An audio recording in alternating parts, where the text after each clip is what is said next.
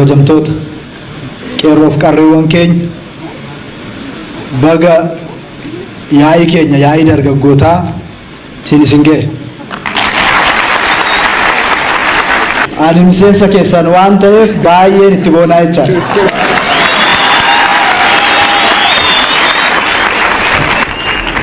Dargaggoonni keenya bara dukkanaa, bara rakkoo fedhiif faayidaa uummata isaanii milkeessuudhaaf gaarreen Oromiyaa keessatti, lageen Oromiyaa keessatti, Itoophiyaa guutuutti uummata isaaniitiif aarsaa kaffalaa dhufan. Aarsaa qaalii, aarsaa lubbuu, biyyoota ollaatti utuu nafin bilisummaadhaaf, walqixxummaadhaaf aarsaa maalumaanuu bakka hin bu'amne kaffalaa qabsoon sun dhalootaa dhalootatti darbee har'a injifannoodhaan akka goolabamu gochuudhaaf dargaggoon keenya qeerroof qarreen keenya aarsaa guddaa kaffalan.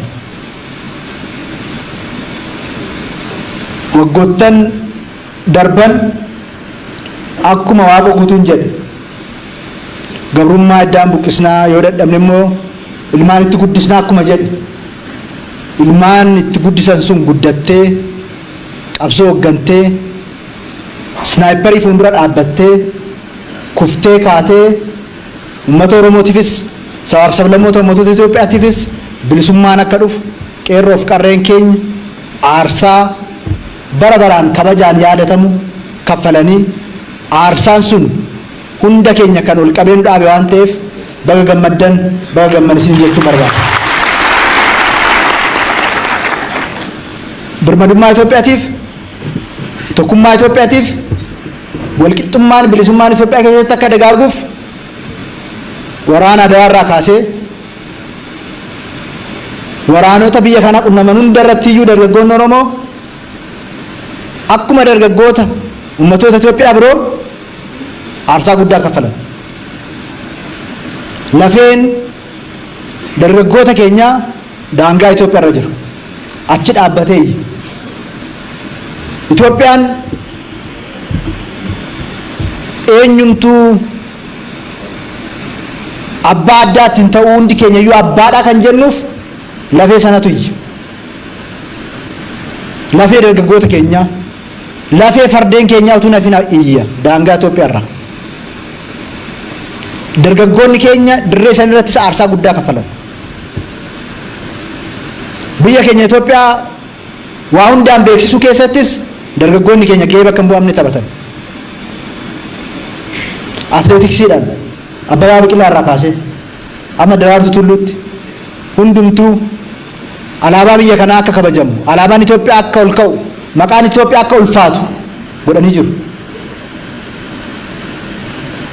Akkuma weellistoonni jedhan maal keessaa nu dhabane akka jedhan sana baandummaa keessa hin jirru malee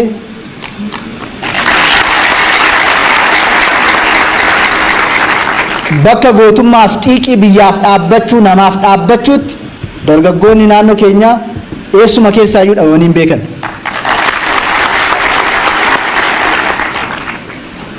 Har'a humni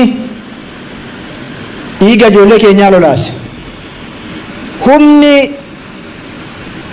qeerroo keenya nyaachaa ba'e, hayyoota keenya nyaachaa ba'e, dhiifamaaf jaalala jibbee nu tuffatee karaarraa maqe yeroo itti awwaalametti waan ta'eef.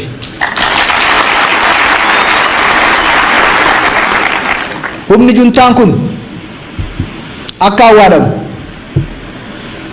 siyaasni keenya immoo siyaasa bilchinaa herregaa miiraa oduu hin taane kan herregaa kan sodaaf dabooroo oduu hin taane kan gootummaa akka ta'u gochuudhaan gahee bakka hin bu'amne kan taphatan.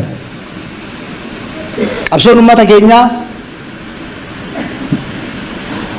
mirga guutuudhaan ummatoota Itoophiyaa faana akka fuulduratti tarkaanfatu gahee bakka hin bu'amne kan godhan an taphatan. Addunyaa irratti maqaa keenya walan qaban, addunyaa irratti fakkeenyaan akka kaanu kan nu godhan Looreetiin nagaa addunyaa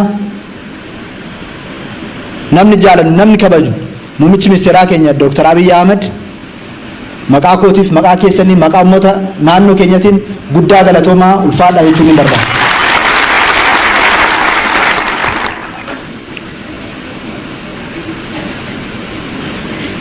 Amma onaa baga qabsoofne hanga dhugaa fi dhugaa irra dhaabbannee haqaan faayidaa uummata keenyaatiif faayidaa uummatoota Itoophiyaatiif amma karaa sirriidhaan deemnetti Rabbi nu gargaara. Humni tokko iyyuu nu hin jilbeeffachiisu. Injifachaa itti fufu. Warri tuffatan hundumtuu harcaa dhufaniiru. Warri sodaatan hundumtuu karaa irraa ba'aniiru.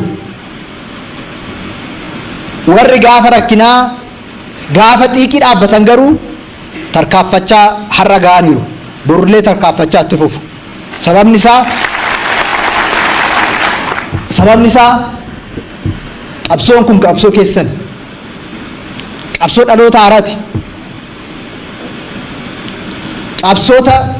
Qabsaa'onni kaleessa kufan sanarraa kan fudhan dargaggoota har'a asitti argamtan guutuu Oromiyaa keessatti dargaggoota jiran kan humna kana karaa shiraatiin humni jilbeeffachiisuu danda'u hin jiru.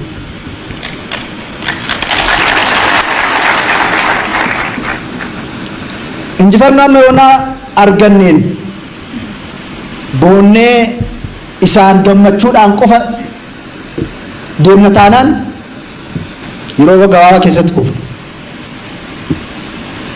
Akka hin kufne akka injifannoon keenya ititu ergamoota gurguddaa hedduu ofirraa qabna.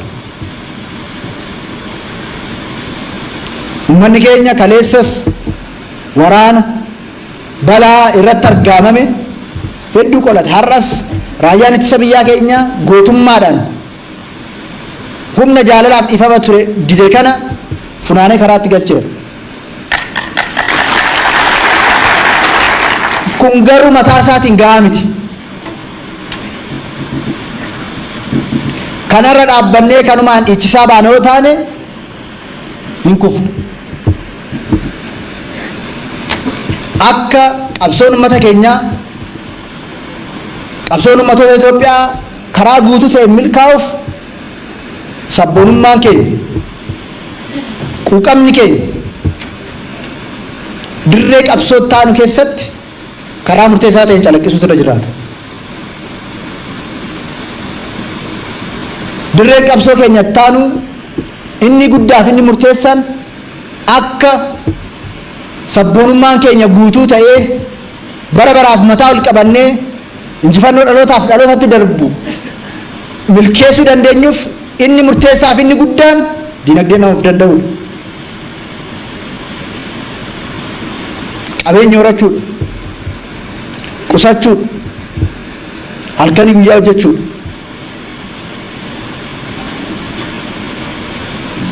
Uummanni keenya har'as corroqa dhuga. Har'as rakkoo keessa jiraata. Utuu dirree qotameen dhumne kana of harkaa qabnu midhaan alaa galchinee nyaanna. Deeggarsa addunyaatiin jiraanna. Dargaggeessi kun kan eeyyamuu hin qabu. Boqonnaa kana yeroo gabaabaa keessatti cufnee karaa diinagdeedhaan of danda'u milkeessuudhaan sabboonummaan keenya ifuu danda'utu irra jiraata. Hojiin diinagdee ibsa ejjennoodhaan hin taatu. Tapha feesbuukiidhaan hin milkaa'u.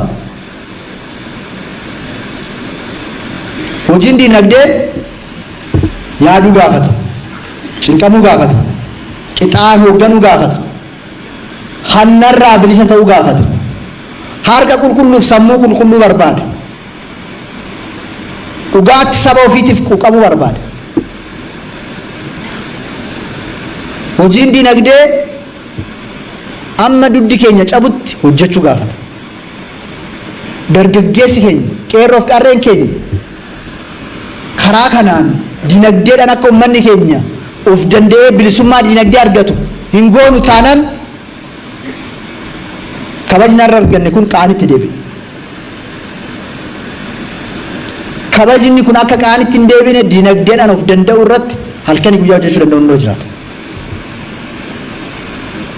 Dhimmi lammaffaa injifannoo keenya guutuu godhu beekumsaaf teknooloojiidhaan addunyaa faana dorgomuudha. Uummanni teknooloojii hin qabne, uummanni beekumsa hin qabne addunyaa irratti iddoo hin qabu. Iddoon isaa ergamuu ta'a. Kan teknooloojiif beekumsaan dorgome qofatu addunyaa irratti mataa ol qabatee jiraata.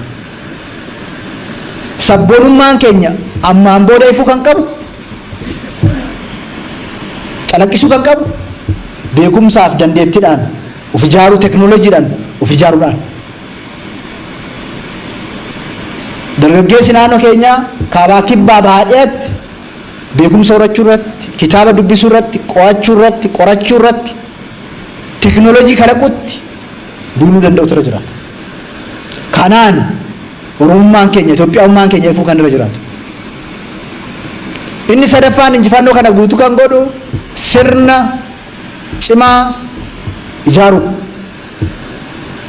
Injifannoon keenya kun nama dhuunfaa irratti rarra'uu hin qabu, paartii irratti rarra'uu hin qabu, garee wayii irratti rarra'uu hin qabu. Injifannoon kun injifannoo sabaa ta'ee bara baraaf akka jiraatuuf sirni ijaaramutu irra jiraata. Sirni kun immoo sirna uummattoota Itoophiyaa gitu. Sirna sabaaf sablammii hundumtuu keessatti of argu. Sirna hunda walqixxummaadhaan, bilisummaadhaan keessummeessuu danda'u ta'utu irra jiraata. Isa kanaaf dargaggeessi keenya cimee hojjechuu qaba. Humnoonni tokko tokko warra Itoophiyaummaa namaaf qoodan of fakkeessu. Itoophiyaummaan keenya Oromummaa keenya, Oromummaan keenya Itoophiyaummaa keenya.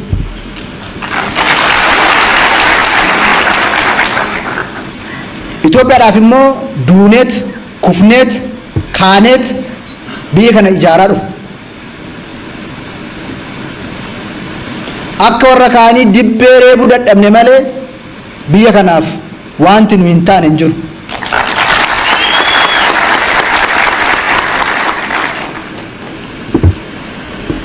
Warri faallaa keenya jiran yeroo hunda Itoophiyaa akka nu hin jenne barbaadu. Har'a galma kanaan labsa yeroo hunda Itoophiyaa jenna nuyi.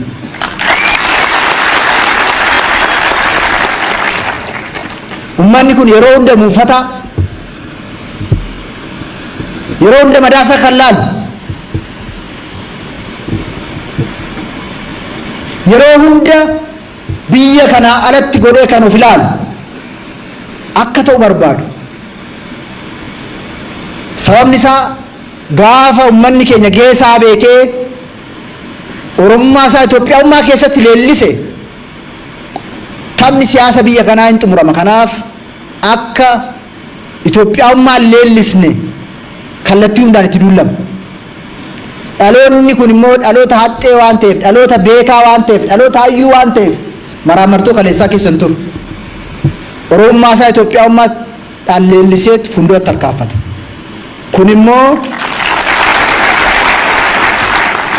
Kun immoo gochaa qabatamaadhaan mirkanaa'aa jira.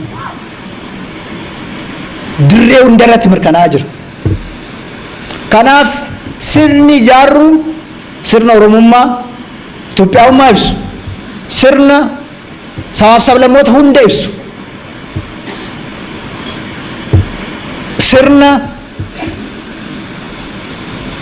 Affaar akka Affaaritti, Sumaaleen akka Sumaaleetti, Amaara akka Amaaraatti, Tigraayin akka Tigraayitti, Majangar akka Majangaritti, Daasanachi akka Daasanachitti keessatti jiraatu, keessatti Itoophiyaummaa isaa leellisu ijaaru. Kanarraa humni tokkoyyuu nun dhaabu, kana hin mirkaneessine.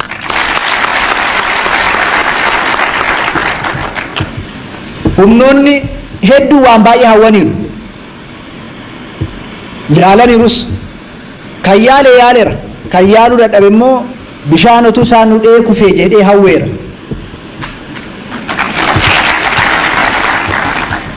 Hawwiin hundumtuu, yaalii hundumtuu fashalaa'eera. yaaliin amma jirus hawwiin adda addaa jirus hin fashalaa. Injifannoon sabaaf sablammoota ummatoota Itoophiyaa itti fufa. Itoophiyaan itti fufti, Itoophiyaummaan itti fufa. Namni Itoophiyaadhaaf cinqame of ta'ee hojjetee dinagdeedhaan biyya kana of dandeessisu, hiyyummaa fi hirkatummaa keessaa baasu, beekumsaaf teekinooloojiidhaan dorgomaa ta'e mataa biyya kanaa ol qabu, sirna hunda hammachuu danda'u wixineessu. Kanaa ol Itoophiyaummaan hin jiru.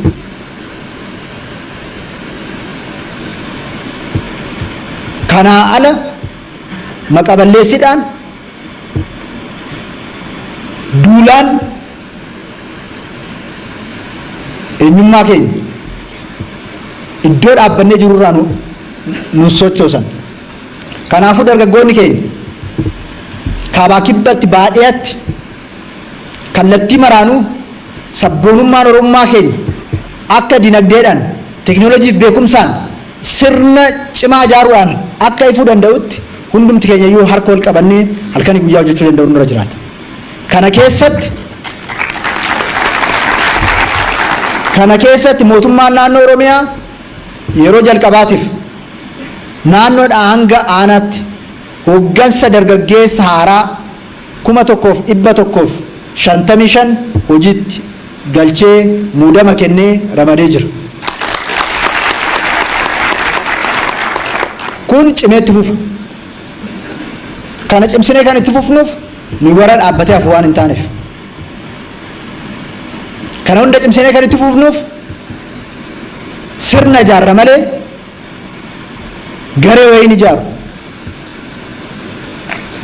Iddoo hundatti dargaggeessi hubannoo haaraadhaan, beekumsa haaraadhaan, warra isa dursanirraa immoo muuxannoo beekumsa barbaachisu fudhachaa irraa barachaa iddoo hundatti humna haaraa ta'ee uummata isaa rakkoo fi gadadoo keessaa baasuudhaaf akka diriirfatee hojjetu. Hooggantoonni nu caalan caalmatti akka horatamaa deeman yeroo yerootti hooggansa aanarraa kaasee hanga naannootti hanga federaalaatti hooggansa dargaggoota haaraa ofitti dabalaa of haaromsaa of cimsaa deemnaa jechaadha. Kanaaf mootummaan naannoo Oromiyaa mootummaa gaaffii dargaggootaa fuudhu hin taane mootummaa dargaggootaati. Kanaaf bakka jirtan hundatti caasaa mootummaa keessatti caasaa gandarraa kaasee jiru keessatti hirmaachuudhaan hooggansa barbaachisu kennuudhaan isa keessatti immoo guyyaa guyyaadhaan barachuudhaan warra isin dursanirraa muuxannoo barbaachisu fudhachuudhaan kan isaan hanqisanitti immoo dabaluudhaan cimtanii hojjechuu qabdu. Siyaasni akka bishaan daakittiiti. Bishaan daakuu laga daarii dhaabbatanii baruu hin dandeessan. Ofirraa baastanii bishaanichatti galtanii corroqicha dhugdanii bartu bishaan daakuu. Kanaaf amma siyaasa keessa warra hooggansaan galtan keessa galtanii shaakaltanii baraa deemtu. Kanaafuu of cimsitanii hooggansa Oromiyaa gitu, hooggansa Itoophiyaa gitu, hooggansa gaafa Afrikaa gitu, hooggansa addunyaa irratti dorgomaa ta'u kennuu akka dandeessaniif yeroo hunda akka of barsiistan, yeroo hunda akka carraaqxan, yeroo hunda akka dubbistan, yeroo hunda immoo yaada qofa osoo hin taane gochaa qabatamaadhaan yaadota keessan sakatta'aa sirrii ta'uu dhiisuu keessan ilaalaa akka deemtan sin akeekkachiisuun barbaada. Jabaannee kallattii maraan qindoofnee hin hojjennaa, dhugaarra dhaabbannee hojjennaa, dhugaan faana jirurree nu gargaara. Oromiyaa, Itoophiyaa yeroo gabaabaa keessatti badhaadhina ishii waggaa kurnan dhufu keessatti badhaadhina ishii sadarkaa olaanaatti ni mirkaneessina.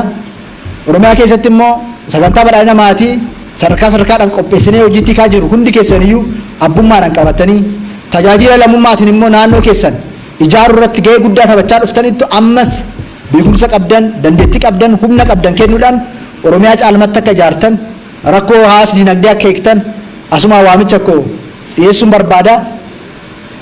Isin warra har'a hooggantan, warra bor hooggantanidha. Isin warra kaleessa irraa barattanii har'a hooggantan, bor hooggantanidha. kaleessa keessatti dhaabbannee hafna taanaan har'a hoogganuu hin dandeenyu. Boru mul'ata gaariidhaan ijaarrachuu hin dandeenyu.